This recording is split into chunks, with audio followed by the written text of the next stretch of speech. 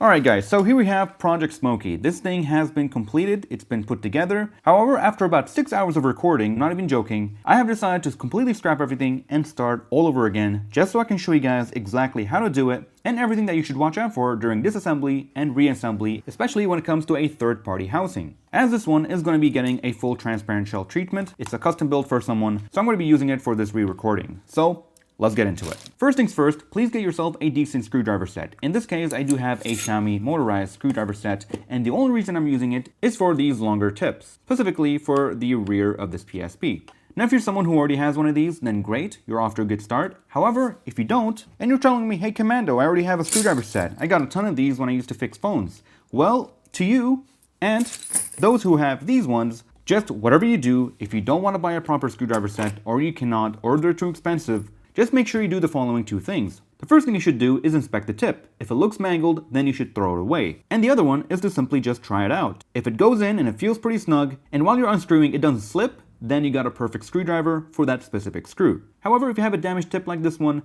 then it's not going to be a fun time, as you're going to be ruining the screw and making it even harder for yourself to get that screw out. So this one is going in the trash.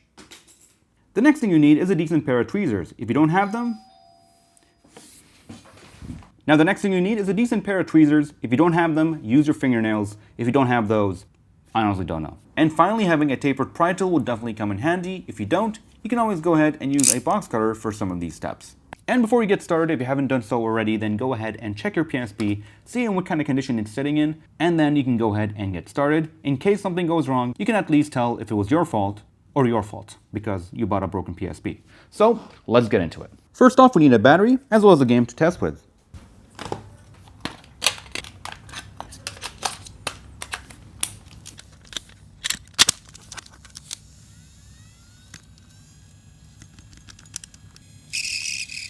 Ooh. Alright, so right trigger seems like it's working. Left trigger seems like it's working. They're both pressing up pretty well. Now for the analog, there's no drifting. Feels pretty good. Pretty smooth. All the right buttons feel good. Yeah, it seems like it's working pretty fine. D-pad feels fantastic. This unit is already in a better shape for the transparent shell than Project Smokey. So let's go ahead and finally take it apart. Well, look at what we have here. We have the PSP 3000 Monster Hunter Limited Edition replica. And yes, we do have the original right here in mint condition, so do expect a video in the future where I do a deep dive on this case. Now for the PSP 1000, we have 7 screws on the outside. 2 on the back right, 4 on the back left, and 1 on the bottom right over here. Then we got 2 on the right. Now we have 4 screws in here, 2 of them which are under the sticker. Now most people, they like to actually carefully unpeel these stickers as a form of preservation. Personally, I really don't care. And it's just kind of a waste of time. So what I like to do is just go right through it. Now depending on what kind of condition or region you have, the sticker might actually be too tough to go through, so you can actually go ahead and unpeel it just like that. And once you unpeel it, the words void will show up. Once all 7 screws are removed, you can start by prying on the edges all the way around until the front faceplate comes off. We'll set that aside for now and flip over the front plate. You want to go ahead and remove the capacitive domes for the D-pad as well as for the face buttons. And under those domes, you can go ahead and just flip it over and everything will just drop right out. Then we can go ahead and unscrew the analog stick. And that should also just drop right out. And make sure you don't lose this piece, which sits right on top. And finally, we can go ahead and unpeel this little bonnet part, which is held down by adhesive. And to do it safely without having any kinks, we can go ahead and use a hairdryer to heat up and soften the adhesive. So at this point, we have pretty much taken everything that we can out of this front shell. We can set that aside for a future project. If you are using this on a non-transparent shell, you can keep this little adhesive piece right here. However, if you're going to be using it on a transparent shell, then you want to go ahead and keep things clean by removing this adhesive and just unpeel it.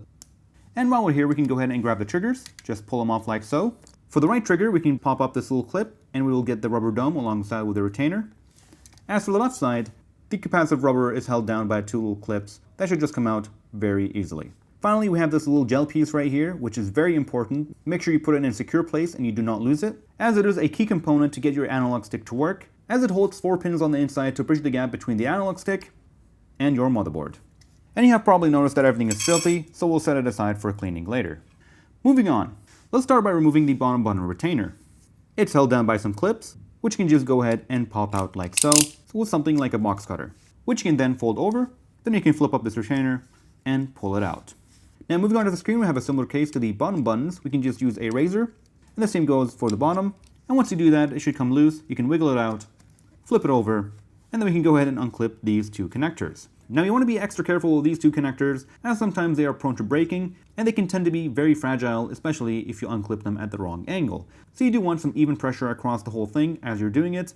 Personally, I like to use my thumb and just pop it out like so. Here's how the display connector opens up.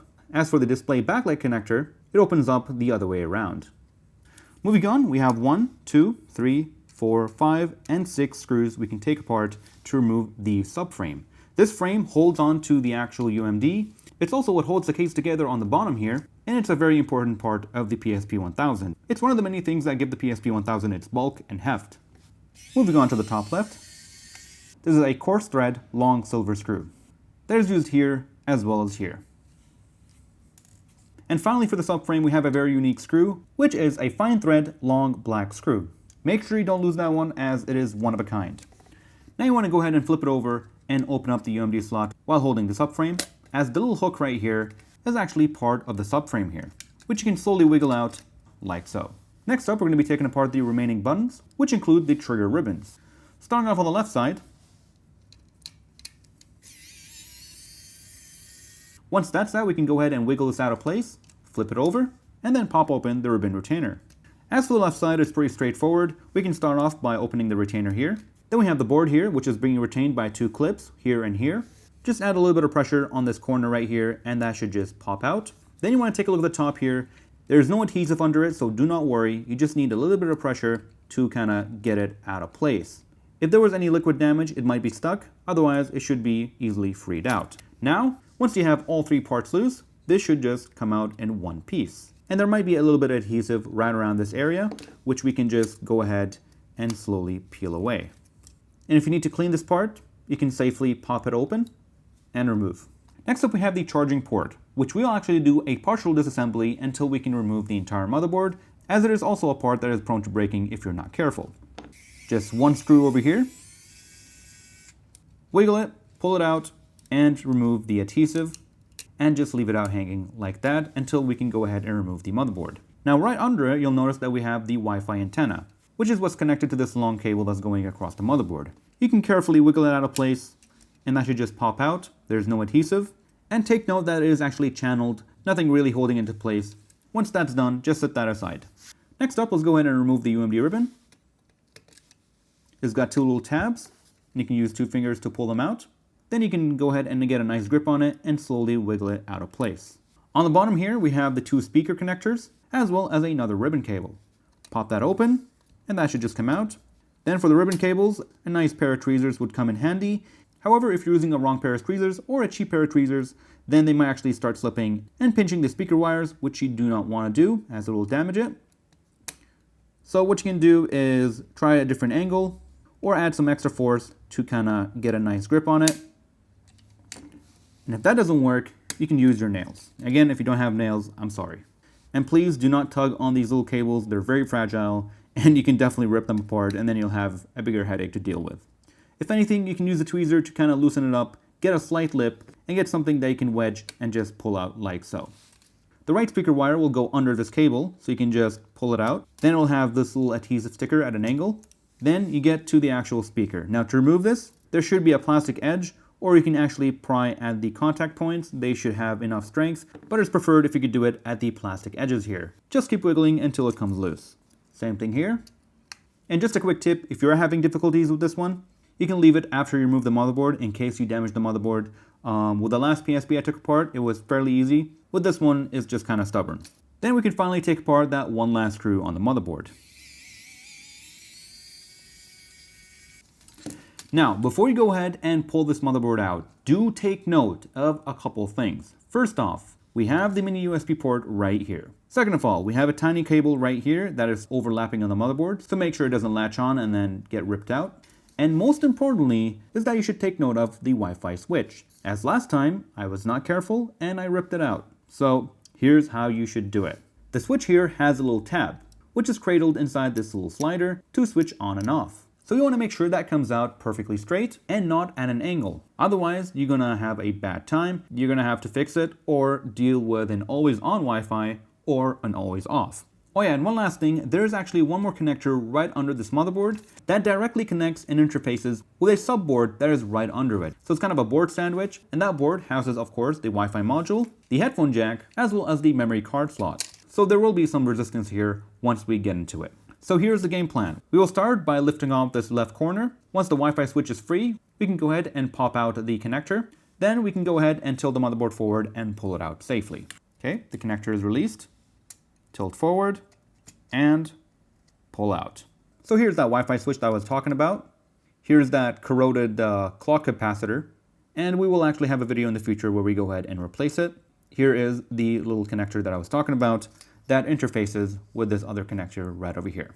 And finally, for the motherboard, we have the charging port, which we can go ahead and carefully disconnect from the connector and not using the cables, as you'll probably rip them out. So I will be changing this out in the future once I have a replacement. We're almost there. Things are looking more complicated, but they're actually very, very simple. Only a few steps left. We can start off by removing these two screws right here. And this support retainer should just come out, like so. Then we have one more screw right here that's holding in this aluminum RF shield. There we go. And for this board, you want to make sure that the memory card slot is open and that there is no memory card on the inside. And you should be able to just pop it out like so. And like with the mini USB port, you have to take it out at an angle, as you do have this part sitting inside. Now you can go ahead and flip it over and disconnect the Wi-Fi connector if you need, like so. If you are going to be reassembling your PSP, then you can keep it in place and avoid the slight risk of breaking it. And finally, we have the UMD, which is one of the toughest parts on a PSP to remove. As like with many other parts, they're very prone to breaking and they have a lot of mechanical stuff going on, so you have to be extra careful and listen carefully. However, just a heads up, things may still go wrong even if you do things perfectly fine, as the plastic might just be brittle due to old age, as your console can be up to 20 years old. And that's just how it is. And for this one, we have one last screw on the inside here, and then 4 screws on the other side. So let's go ahead and take it out. At this point, a flathead screwdriver would come in handy. We're going to add a little bit of force to disconnect the hinge here, and then you'll notice that the hinge might not come out, so you want to add a little bit of more force, and carefully push out the pin until you can pull out completely. There we go. Now the last time I tried to do this on the other PSP, the right side actually broke. And that's most likely because this thing has sustained some serious damage. But as you can see, it still opens up just fine, so I guess nothing went too wrong. And here we found a piece of hair that we're going to toss in the incinerator. And finally, we have 4 unique screws holding down the UMD. 1, 2, 3, and 4. These 3 came out just fine, except for this bottom left one, which has a stripped base. And the rubber is also mangled, and you can see that thing is gone. So what I could try to do here is just push it out completely. There we go. So I'm just going to grab this with a pair of pliers and unscrew it. And if you are installing this into a new case, you want to make sure you go ahead and salvage these little rubber pieces. Now it's okay if one of them is mangled like this, we can still reuse it. Lastly, we have the UMD spring, which you can pry away like so. And that is how you safely disassemble a PSP 1000. Alright, so we're hitting pause right about here as things are getting more complicated, making the video a whole lot longer than expected. So what I have decided to do is split the video into 2 parts, where part 1 covers the safe disassembly of the PSP 1000, while in part 2 we cover the cleaning process of the original buttons, the electronics, and most importantly the installation process of the UMD door, especially when it comes to reinstalling it into a third-party shell. As everyone's experience is going to be completely different since these shells have terrible tolerances, and there's a 99% chance that you have to do some modifications to ensure everything functions as expected. A quick rundown of the problems that you'll encounter include the various switches, battery compartments, UMD doors, the mini USB port, the various screws, and even the memory card slots, among many other things on the inside. So with that said, if you're looking to install a third-party shell for the PSP 1000, then I highly recommend you watch part 2. So with that said, thank you for watching, and I'll see you guys in the next one. Take care, everyone.